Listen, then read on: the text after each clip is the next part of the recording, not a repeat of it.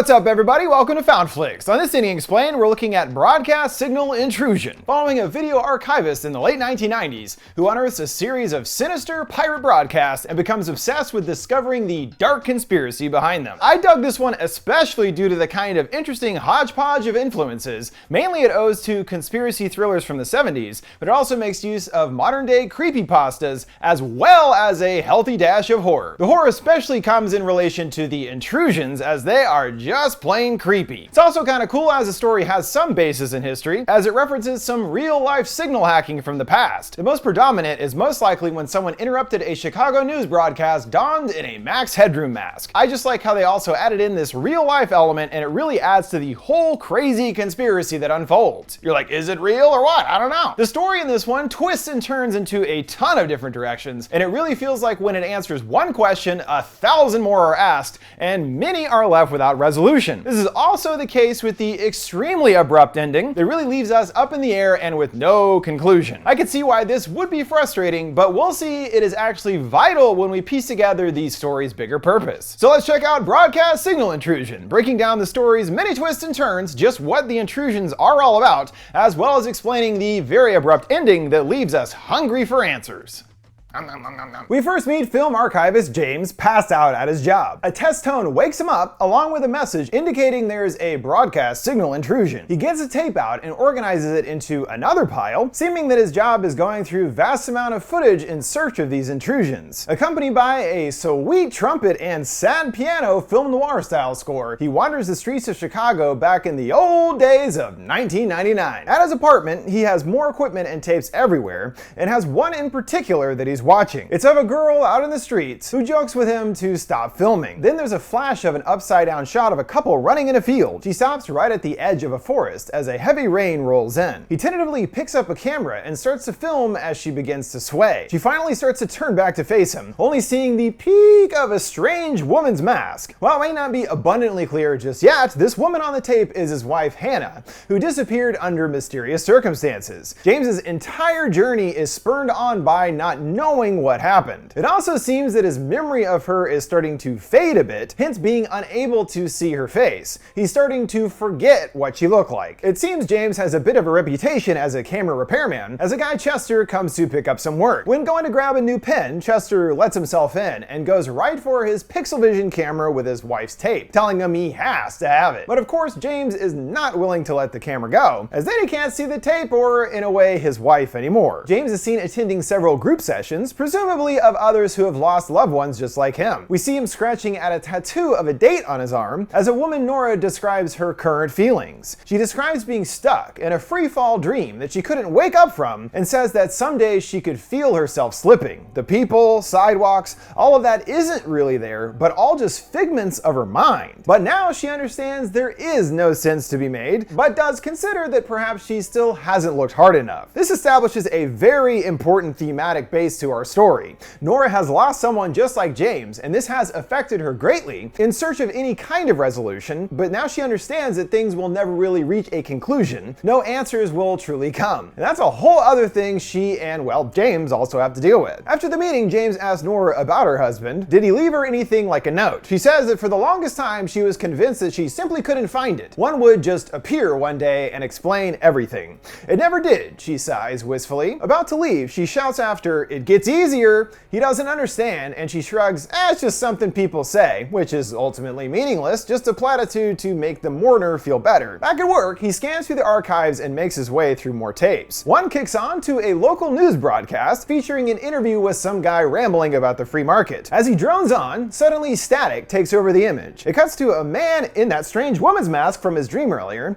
They open their mouth, uttering all kinds of strange, garbled noises. They get more intense and scream in a modulated tone. Just as suddenly, it fades away and goes right back to the interview, leaving a startled James wondering what the fuck that was. He takes the tape home for a closer inspection, rewinding back and forth over the intrusion. It quickly gets stuck, and after ejecting it, see it has become completely unspooled. He then discovers news stories from the time covering what he saw. Someone hacked into the signal. They briefly and illegally overrode the broadcast and are now under investigation from the FCC. It was said to be the first piracy of its kind. kind. He then learns a week later that the pirate struck again, this time during the airing of a sci-fi show, Don Kronos. This sends James to track down the appropriate tape from the archives, yet when he comes to where it should be, the tape is conspicuously missing. He leaves a note for his never-seen supervisor asking about the tape, and gets a response the next day, telling him to leave it alone and move on. He does not back down and makes a call regarding the episode. When put on hold, he notices a suspicious hooded figure watching him from across the street. The person on the phone tells him he's not the first to ask about the tape, but to his frustration they do not have a copy. It was taken by the FCC. And by the way, he's actually supposed to report anyone immediately to the FBI that inquires about it,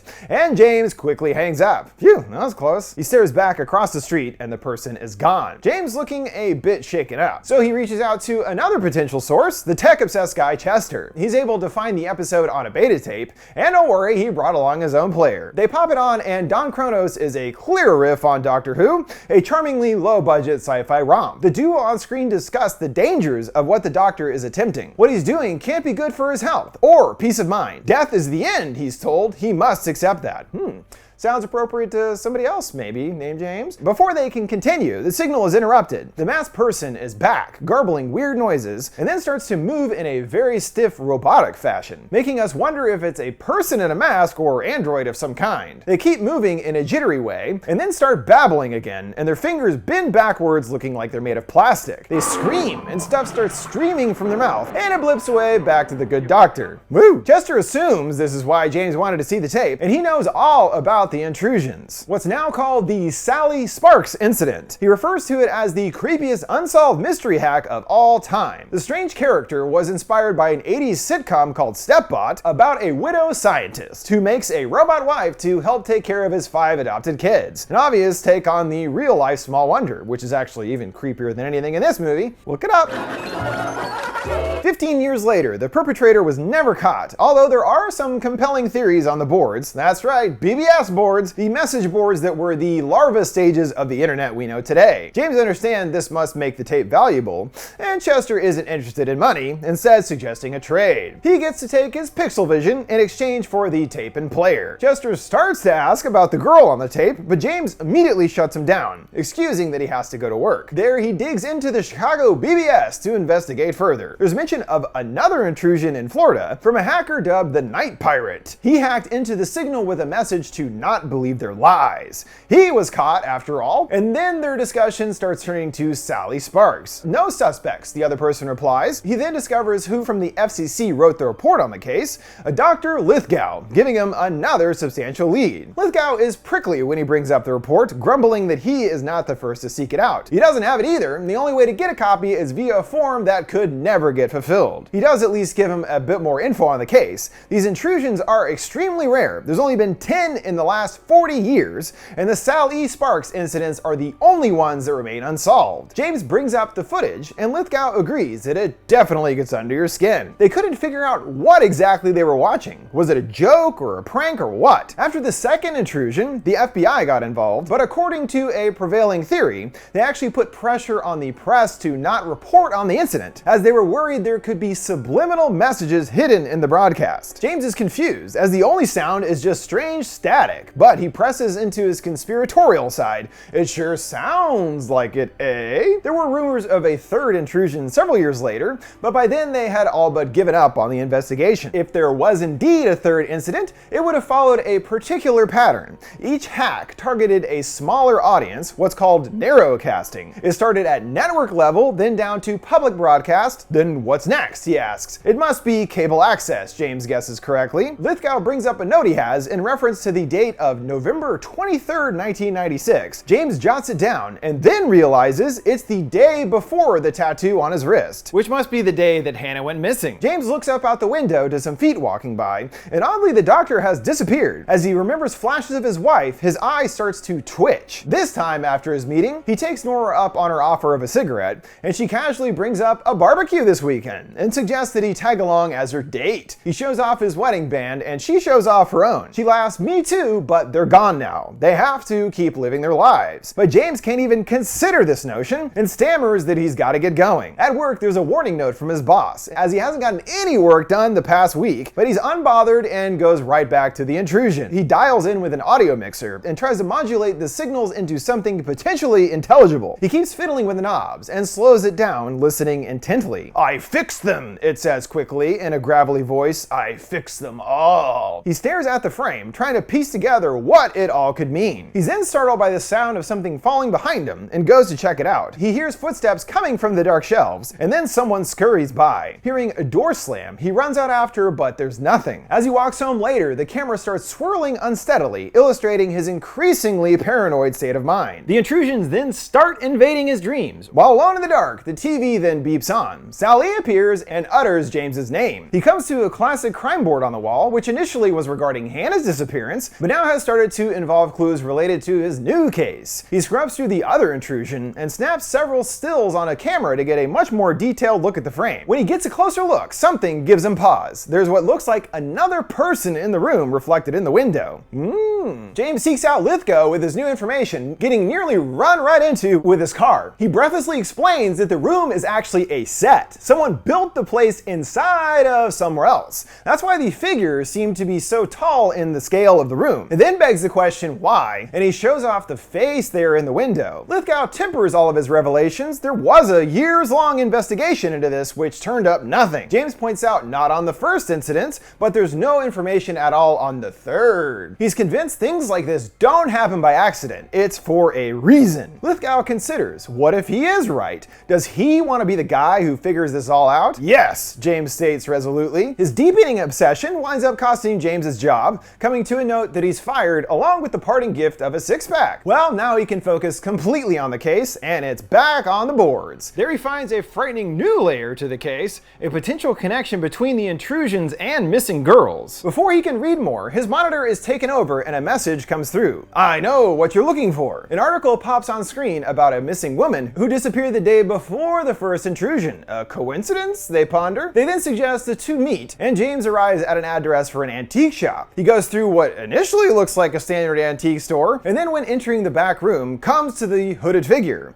They walk right by to his confusion, and he continues deeper into the strange building, as he then passes what looks like prison cells with numbers and everything on them, and descends down into the grimy basement. He overhears two men talking, something regarding a young girl with the mention of age 16, and no, she'll be waiting outside on the street. This makes us think the two are setting up some kind of deal in exchange for the girl, and the guy is all excited, nearly bumping right into James. He follows after the antique dealer as he enters into his office. When noticing him, he invites him to take a seat. "So you came," he tells him cryptically, as though he was waiting his arrival. He tosses down a folder that contains James's personal information. James wants to know how he got it, but he changes the subject to the intrusion investigation. He has access to the complete file, but James is still worried over how he knows everything about him. He interjects, "Don't you want to know what happened to those missing girls?" Before both intrusions, a girl went missing the day before the broadcast. James writes off that he read all about the first girl. There's nothing connecting her to the tapes. The guy argues, "Sure, it looks like that, but it's not what you believe, is it?" He also, like others James have talked to, have said others have been on the same quest before him. He's well aware that he's not the first, but he's confident that he'll be the last. The dealer presents him with a simple exchange.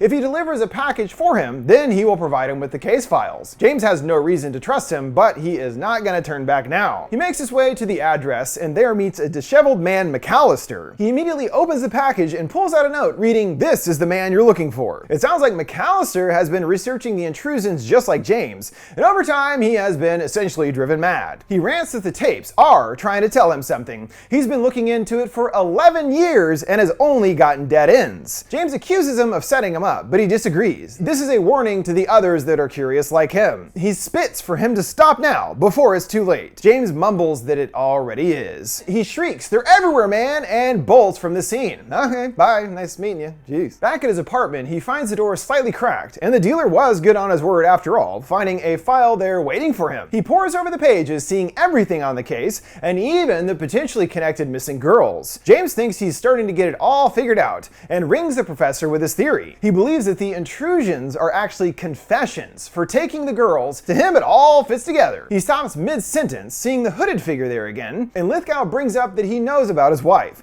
and expresses that he would have responded differently if he had known. And Lithgow warns him that grief can be tricky, but he's too far at this point and thanks him for the help before hanging up. He walks off and the hooded figure starts trailing him. He tries to lose them, but they keep close by. He then quickly ducks off into a bar and she strolls casually in after, removing her hood and taking a seat near him. She snatches some cash from the tip jar, giving him a devilish grin, and orders them a round of shots. He of course wants to know why she was following him, and she makes it into a kind of game. A shot for an answer. Them's the rules. It takes a few for her to seemingly admit the real reason, that she likes the control of stalking people. You have all the power. She can sense his loss and brings up her own lost partner, Benjamin. Despite her initially being over the moon in the relationship, it doesn't sound like Ben was the best guy around, as she mentions something about underage girls found in his room. She got out of there 5 years ago, and now she's here, declaring that everything is fine. It sounds like she's kind of a vagabond hustler, divulging that her license doesn't have her accurate name,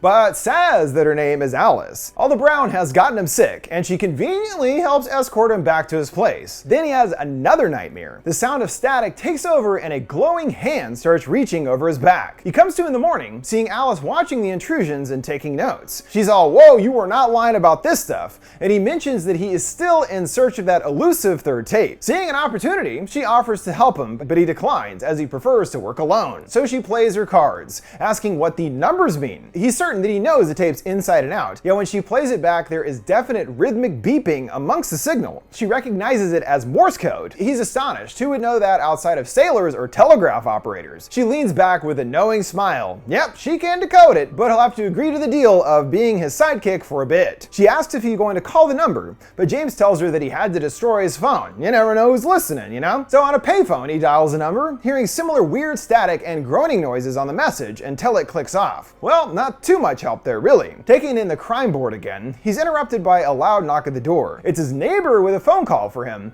We don't hear what's said, but he quickly rushes outside of the alley. It's the creepy guy McAllister back for some more fun psycho ramblings. James is worried about his phone, but he points out it's a burner phone, and strangely suggests to burn her, assumedly meaning Alice, saying that she won't be there when he needs her most. He's also changed his tune a bit from before regarding the investigation, now suggesting if he's going to do this, go all the way and follow the tapes. And he loses it, ranting again that they're everywhere. He keeps screeching insanely as Alice descends the stairs. He looks over to her when she steps outside. McAllister looks down to his feet, grumbling he just needs some sleep, and shockingly slits his own throat, blood gushing out as he collapses. They hurry to collect their things as well as any evidence and get a move on before anyone can find them. Outside, there are already police lights there, and they sneak off from the scene. His dreams continue to be intruded by Sally. This time someone pulls out a switchblade and stabs her in the eye. He wakes up, and when seeing the room is empty, goes to the window seeing Alice on the phone. She was actually calling to dig deeper into the phone number, and she was able to trace it down to a storage unit in Peoria. They later arrive at a nondescript storage unit facility,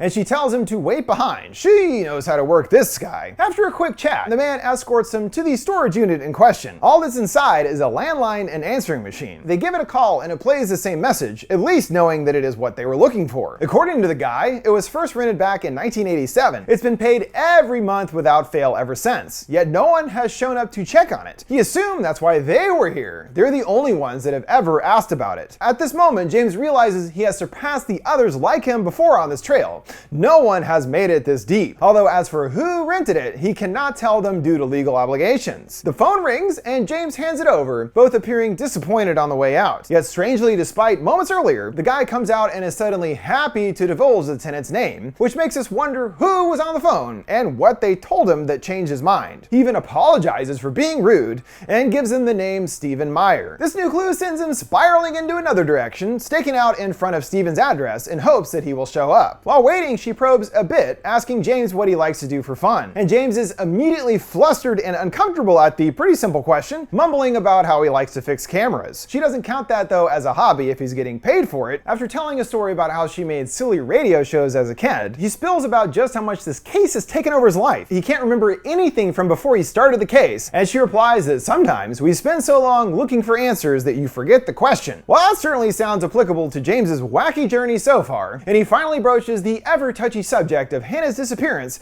and what little he really knows. He doesn't even know if she died, as he wasn't there, so he has no real memories, just pictures in his head. He can see an abandoned car, the Skyway Bridge, and an empty casket. Based on that, it sure sounds like she took her own life, but the point is he doesn't know for sure, hence his obsession on the matter. James starts losing his temper waiting for Steven, and right on cue, a man enters the building. They approach him after in the parking lot and tell him that they've been to a storage unit. He only sighs and flatly tells them to follow me. He leads them to the back of a house somewhere and down into a certifiably creepy basement. They explain what they found about the storage unit and his name. They just want to know why. I can promise you the detecting duo is not prepared for this guy's answer because it is long, giving us his entire backstory. His saga began way back when he was a young boy with a stutter. He blames this for making it difficult to get friends back in the 80s. What he did have were sweet bulletin boards, which to him were a dream. A bunch of outcast kids talking about phone hacking and old cartoons, but best of all, no one could hear his impediment. The boards were filled with high-level hackers that could break into anything in the country, called phreaking. Then he remembered one day back in '86, the boards lit up like never before. It was due to the infamous night pirate from Florida. He didn't see the tape for himself until the next year, which he got from another kid just like him. He watched it over and over to pick it apart in order to try and understand what it meant. His social circles then took an interesting turn when he had to do a presentation in class on something they liked outside of school, and naturally he took in the tape along with the VCR. He then went about teaching a room full of 14-year-olds how to steal a TV signal, and guess what? He didn't even trip over his words even once. Word then spread of his presentation, eventually reaching the higher echelon of rich kids at the school. A group of them approached the boy with the desire to hack their own broadcast, just like the night pirate. They asked if he could, and of course he could, but it meant more to him because he was excited to be a part of something for once. He could do something that no one else could, and this was a kind of social currency for him. He calls the product of their work beautiful, and he worked hard to make it difficult to track down the tape's origins. Yet, he didn't think it would be any fun messing with people without a reward of some kind. Thusly, he inserted the Morse code phone number into the intrusion. The entire concept was his idea, including setting up the storage unit. Well, looks like that mystery is finally solved until they hear strange rattling sounds from the floor above. They ask what it is, and he tells them none of their concern. Well, sure about that? Alice appears satisfied at the conclusion of the mystery, but James is unwilling to accept this, calling the guy a liar. He is adamant that he studied the tapes. There must be more to whoever made them than simply interrupting a signal, and brings up the missing girls. But the phreaker has no idea what he's talking about. All he offers as far as more answers is to search into the 3 tapes. Again, with the mention of the missing tape, James pleads that he needs it, asking over and over about it. But in the end, he has no choice but to take his leave, feeling unsatisfied with the answers given. Now for a word from today's sponsor, HelloFresh. HelloFresh is a convenient and delicious meal delivery service that brings a wide variety of fresh recipes right to your door. If you want to try it out for yourself, go to hellofresh.com/FoundFlix16 and use code FoundFlix16 for up to 16 free meals and 3 free gifts. You know, I actually love to cook. My whole thought on the matter is, well, you gotta eat, so you might as well enjoy the process of getting it into your mouth. But it's not always easy to get all the ingredients you need, and then you gotta figure out what you're gonna cook. It honestly is a huge pain and total time suck. What's great about HelloFresh is that every box has everything you need all in one. No more stressful trips to the store or time-consuming meal planning. They also make it incredibly easy, and it takes no time at all to prepare, which is perfect for people on the go. It comes with step-by-step instructions along with pictures that are easy to follow. It's also great when it comes to options, as HelloFresh has a ton of variety in the recipes with 50 weekly options. Anyone regardless of diet specifications is covered. So go to hellofresh.com/FoundFlix16 and use code FoundFlix16 for up to 16 free meals and 3 free gifts. And now a word from today's second sponsor, BetterHelp. BetterHelp is online therapy here to help you through life struggles and big moments. We can all relate to feeling stress and anxiety in the world today, as well as other personal trials like grief, or even big positive changes can throw our lives into upheaval. There's only so much we can manage on our own, and sometimes you need someone else to talk to help navigate these challenges. But with traditional therapy, there's also the difficulty of showing up in person,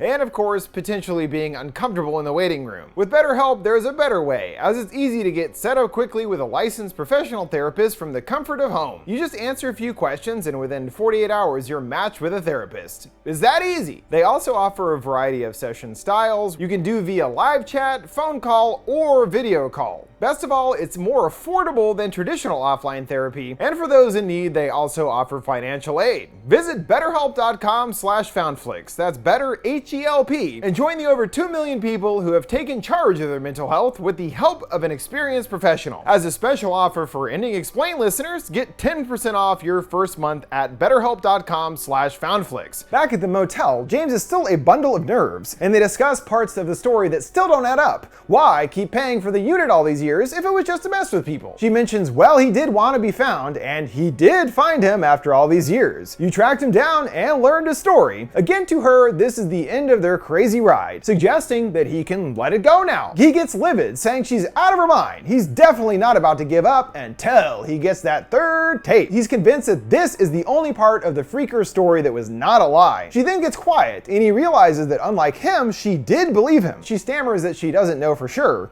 Maybe he was telling the truth, and it was just a bunch of kids messing around. Maybe it was complete bullshit. The answer, frustratingly, still isn't quite clear. And it never will be. He has another nightmare, this time several gloved hands reaching out and grab all over him, covering his mouth, trying to kind of drag him into the darkness. He shoots awake, and their stuff has been strewn out all over the floor, and there's no sign of Alice. He checks the tape deck, and someone has yoinked his tape. He steps out, looking defeated, spotting a lone cigarette. Then he pulls something off his shoe, a card for the antique dealer. He makes a long trek back into the city and returns to the shop, but he's shocked to find the place is covered in crime scene tape, and he's hit yet another dead end. He finds his place has been ransacked as well, even taking his precious Pixel Vision Hannah tape from its box. But he finds another tape left behind marked Hannah, Ballet 96. He pops it in, and Hannah takes the stage doing a graceful dance routine. Static rolls over the image, and Sally is back vocalizing strangely. A hand rubs over the mask, and the singing gets more distorted. There's a brief flash of what looks like a farm, and the hand starts ripping off the flesh, exposing a robot skeleton underneath. He rewinds back and spies a particular scar on the person's hand, which sends him to furiously fix his phone and dial the professor. He feverishly talks about the third tape. It can't be real, right? And the professor only gives him more vague potential answers, asking if he's ever heard of a 1983 Chevy Corvette. No, because they never existed, but several prototypes were made.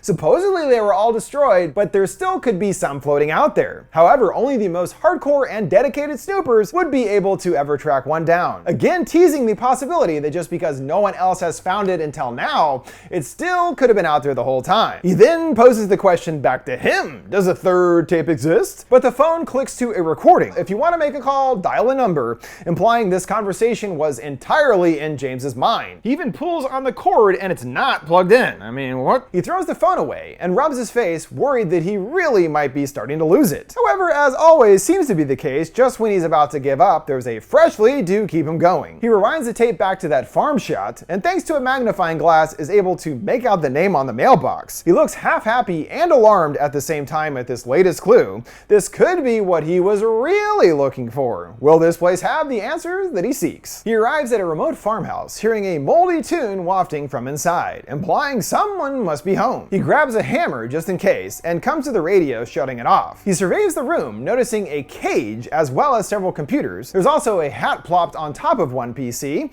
the very same that Alice was always wearing. Could this explain her sudden disappearance? Just then, footsteps approach from outside, and he comes face to face with some guy, Michael apparently. He notices the telltale scar on his hand from the video, and believes that he's finally found his man. The phone rings, and Michael drops his drink. In the moment of confusion, James makes his attack. He is victorious and locks Michael up in the cage. He complains that this isn't right, and his arm is hurt, but James isn't interested, and puts on Hannah's tape for them to watch. He sniffs that he didn't do it, while James argues that he totally did. Michael continues rebuffing responsibility, causing James to lose his temper, pounding on the cage to answer the question. He then ropes in the whole taking girls thing, which the cage here certainly helps with backing up, and he screams for him to admit that he took those women, and her. So now he's fully convinced that Hannah's disappearance is connected to this ever-expanding conspiracy as well. He boasts that he connected the dots because he's smarter than him. He knows what he did. Michael weakly asks, what does he want from him? And he tells him that he wants to see the set. He dutifully leads him through the woods to another nearby building. There's a pile of stuff in the corner, including what does look like walls from the set. He rummages through the stuff and even finds the Sally mask. Well, now that's definitely enough evidence for James,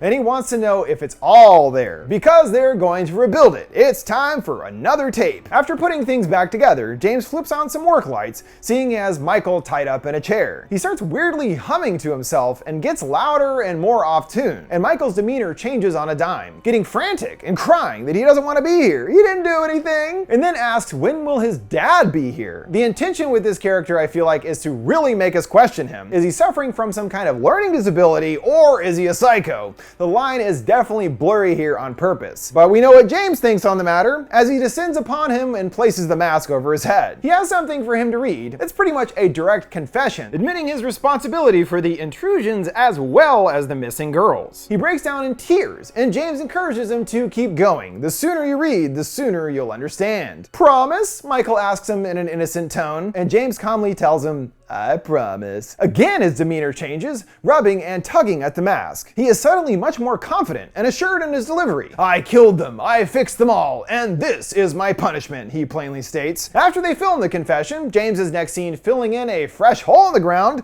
and I'm gonna wager that he killed Michael. Again, completely confident in his role as the killer in this conspiracy. He pauses for a moment to take all this in, as this also means that it appears James was able to get those answers he was so desperately in search of. Everything kind of wrapped up in a neat little package, really. Now he knows the full story, including Hannah being the incursion's final victim. It's all over, right? Not so fast. He loads up the trunk, including a tape labeled The Final Broadcast, seeing he's taken some souvenirs, including the Sally mask. About to get in the car, he's stopped by the phone again, ringing inside. Wait a minute, so who's on the phone then? I thought we solved this damn thing. It is not so simple, we'll see, as that theme from way back at the beginning rears its head back to James now. Driving into the night, on the radio is actually the same episode of Doc Kronos from the tape. They are, as we recall, discussing the Doctor's latest dangerous work. The Doctor is warned that whatever he is doing isn't good for his health or his mind, and it could even damage his mind. The signal gets staticky, and it turns into the song Sally was singing in the broadcast. Immediately growing paranoid, he keeps looking into his rearview mirror and is distracted from the road. A woman comes out of nowhere and steps right in front of him. He crashes directly into her, now seeing that she resembles Sally Sparks. Just to really clarify this moment, when he first sees a jaywalker, it resembles a regular woman, Alice in fact, but when he actually impacts it, it has mutated into Sally. It was really brief, but I was like, wait a minute. This is another big clue like the broadcast that we can't trust exactly what we were seeing. He approaches her motionless body, facing away, and reaches out a hand. She flips over, and it is indeed Sally. The eyes start robotically whirring and looks over to him. She then starts to scream insanely and goes haywire, glitching out and coughing up black liquid. James' head starts shaking at the sight,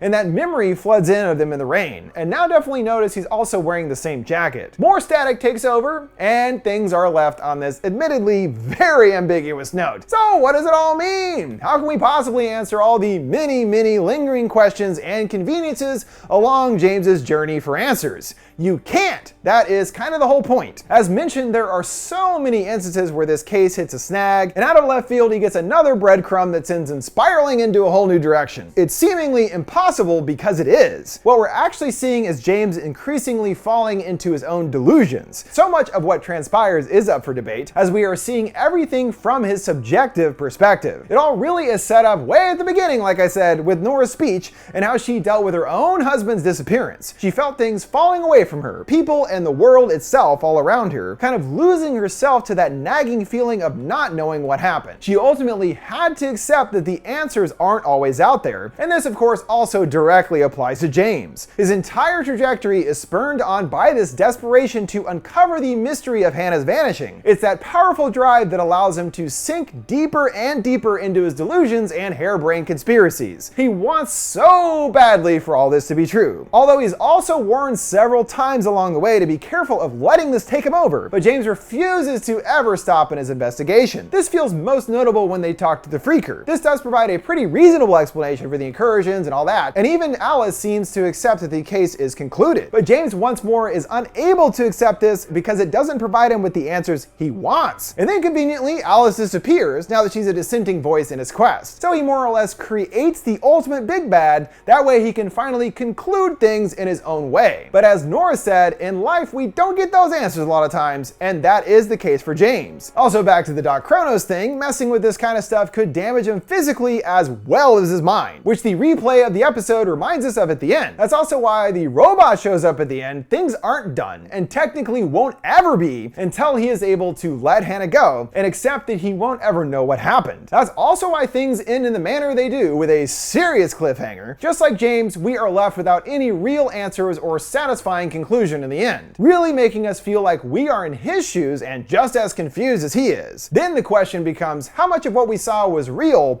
or just created in James's mind. I feel like at least some of the basic beats did happen, but then it's all filtered through James's perspective. In a way, every person that we see and things that happen are actually his own creation, reminding us again of Nora and her mention of things in reality becoming figments of her mind. This is probably most important when digging into his temporary sidekick Alice. When trying to figure things out, I was confused initially as I saw that no one is actually credited as playing Hannah, yet we do see her in 2 different tapes, albeit in extremely low quality. And I was like, huh, that's weird. Then I paused and got right up in there, one of these numbers, and I was like, wait a minute, that actually looks like Alice. This was confirmed by the director in the commentary, literally the only thing that was addressed story-wise. Alice and Hannah are played by the same actress. Then there's yet another layer when it comes to Sally. We saw at the end that kind of weird cut from it being Alice to becoming the android, kind of confusing the two in the way. But this also happens way back at the beginning, didn't even notice this until I was editing the video, before James has even seen the intrusion tapes. This informs us that even from now, he has been influenced by this image,